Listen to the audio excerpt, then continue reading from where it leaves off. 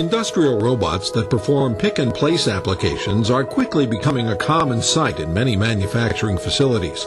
Pick-and-place robots utilize a variety of grippers to manipulate materials. Bag grippers have adjustable fingers to move bags of any size. This gripper is best suited to work with soft products in bags, such as soil, sand, and absorbent material. Magnetic grippers can handle steel products and heavier payloads.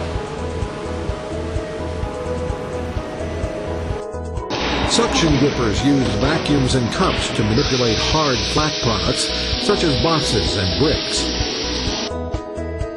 Claw grippers pinch material between two or more plates to move it. These grippers are best utilized when moving empty boxes, packing materials, or handling similar products.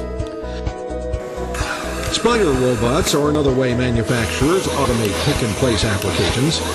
This special type of robot is best utilized in sorting applications and picking and placing very small pieces, such as springs and microchips. Spider robots are also used to sort and dispense medication and candy.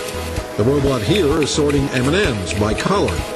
All of the pick-and-place robots and grippers offer multiple benefits to the companies that implement them. So how can these pick-and-place robots benefit you? Does your company need a more efficient way to pick, place, sort, stack, move, align, adjust, order, palletize, depalletize, load, unload, pack or unpack materials? Does your company work with products such as bottles, plastics, boxes, crates, sheet metal, glass, bricks, lumber, stone, blocks, pipes, tools, tiles, electronics, springs, boards, medications, or bag materials? If so, integrating industrial pick-and-place robots will increase throughput by working faster and more accurately and ultimately increase profits. Money can be saved because robots don't need breaks and can work 24/7.